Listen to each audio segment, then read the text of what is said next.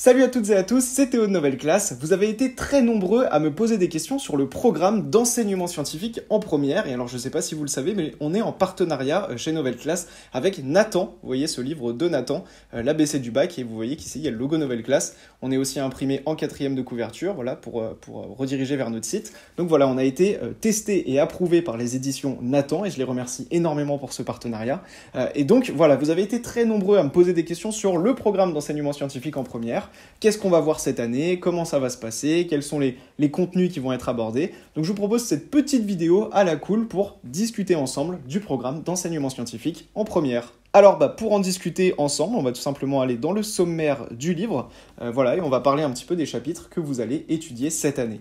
Alors au début de l'année, le premier chapitre que vous allez voir s'appelle « Un niveau d'organisation, les éléments chimiques ». Donc principalement ce que vous allez étudier dans ce premier chapitre, c'est la courbe de décroissance radioactive et la désintégration des noyaux radioactifs. Alors ce chapitre n'est pas forcément très compliqué, mais il y a une méthode à vraiment bien comprendre et qui revient à chaque fois dans les exercices. La méthode tout simplement qui consiste à étudier et interpréter la courbe de décroissance radioactive avec notamment le temps de demi-vie.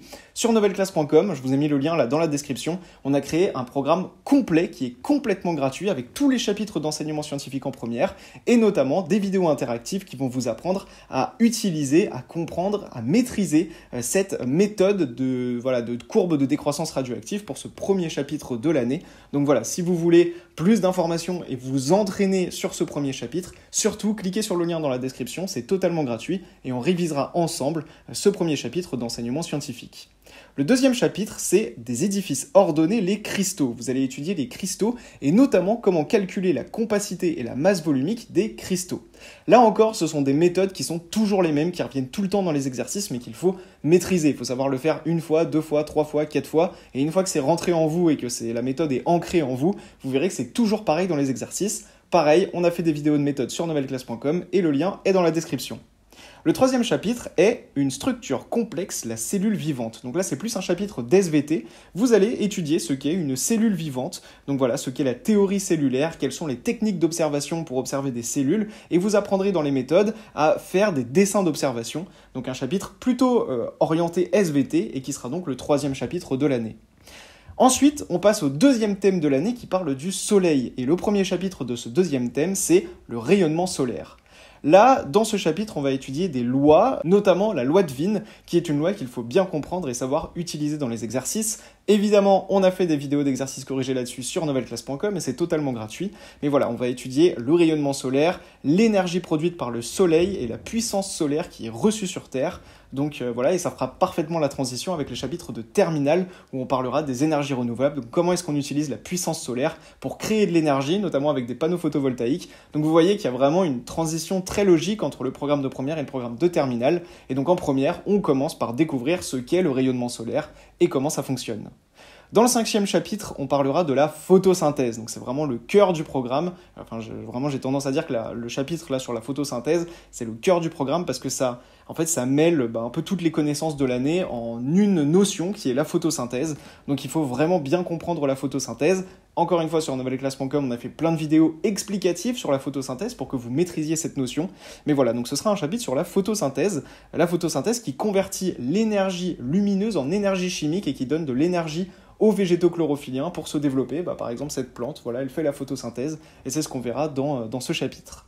6e chapitre, on parlera du bilan thermique du corps humain, donc les échanges thermiques du corps humain avec l'environnement, la libération de chaleur par le corps humain. Donc voilà, on verra vraiment le bilan thermique, comment ça fonctionne pour le corps humain et plus généralement pour les corps, de manière générale. On enchaîne ensuite avec le 3e thème qui va parler cette fois-ci de la Terre, un astre singulier. Et dans le premier chapitre de ce 3e thème, on étudie la forme de la Terre. Donc on voit tout simplement dans ce chapitre comment est-ce qu'on fait pour faire des mesures sur la Terre, comment est-ce qu'on calcule des chemins entre deux points de la surface de la Terre. Donc on étudie tout simplement la forme de la Terre, l'astre qu'est la Terre de manière générale, et comment on peut faire des mesures sur la Terre.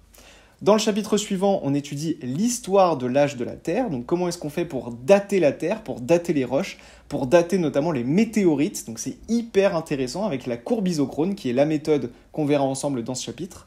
Et dans le chapitre 9, on parle de la Terre dans l'univers, donc tout simplement les mouvements de la Terre, la théorie héliocentrique et les mouvements de la Lune. Ça, c'est ce qu'on étudie dans ce chapitre qui est assez facile, le chapitre 9, sur la Terre dans l'univers. C'est un peu le chapitre pause avant d'enchaîner avec le 4e et dernier thème de l'année qui s'appelle Son et musique, porteurs d'informations.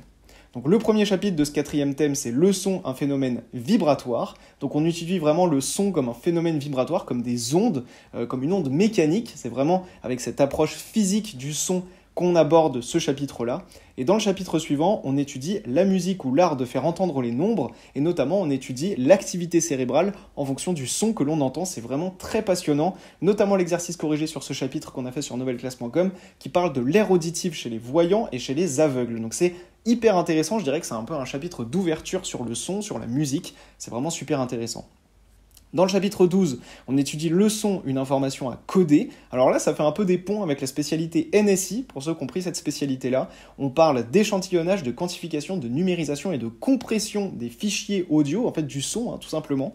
Donc voilà, on voit comment on fait pour coder le son, pour numériser le son. Donc c'est assez intéressant parce que c'est l'approche informatique du son, comment est-ce qu'on fait pour traiter un son informatiquement parlant et pour coder cette information. Et dans le dernier chapitre de l'année qui s'appelle Entendre la musique, on parle vraiment de la musique avec un point de vue plus technique, je dirais, donc avec les fréquences des notes, les quintes, les octaves, et comment est-ce que le cortex auditif fait pour percevoir des sons. Donc là, on est vraiment sur une approche assez technique du son, comment ça fonctionne, les fréquences, les gammes, les octaves, et comment est-ce que notre cortex auditif, notre cerveau, fait pour percevoir des sons. Là, je suis en train de parler, vous êtes en train de m'entendre, comment est-ce que ça marche, comment est-ce qu'on fait pour entendre des sons. Donc vraiment, c'est un programme super riche, le programme de première, mais qui n'est pas très compliqué dans le sens où en fait dans chaque chapitre il y a une ou deux méthodes à connaître. C'est vraiment ça que je voulais vous dire un petit peu pour conclure cette vidéo. Le programme d'enseignement scientifique en première il est très riche. Au total, vous l'avez vu, il y a 4 thèmes et 14 chapitres, si je ne m'abuse, 13 chapitres. 4 thèmes et 13 chapitres dans l'année, donc il y a beaucoup de choses qu'on va voir ensemble, notamment sur novelleclasse.com, c'est totalement gratuit, le lien est dans la description. Mais ce qu'il faut bien comprendre, et je voulais vraiment conclure avec ça, c'est que dans chaque chapitre, il y a une ou deux méthodes à connaître, à maîtriser, un ou deux exercices types qui reviennent tout le temps en fait dans les exercices. Le vrai enjeu, si vous voulez avoir une bonne note en enseignement scientifique, c'est de bien comprendre, bien maîtriser les exercices de base, les notions de base, voilà, les méthodes vraiment incontournables de chaque chapitre. Et vous verrez qu'une fois que vous maîtrisez, quelques méthodes et quelques exercices typiques, basiques de ces chapitres, vous verrez, vos notes vont vraiment exploser en enseignement scientifique. Je remercie encore une fois Nathan pour notre partenariat et je vous invite à découvrir le cours gratuit d'enseignement scientifique en première sur novelleclasse.com. Vraiment, allez-y, allez découvrir ce cours. J'espère qu'il vous plaira et je vous dis à très vite sur Novel Class. C'était Théo, à très bientôt.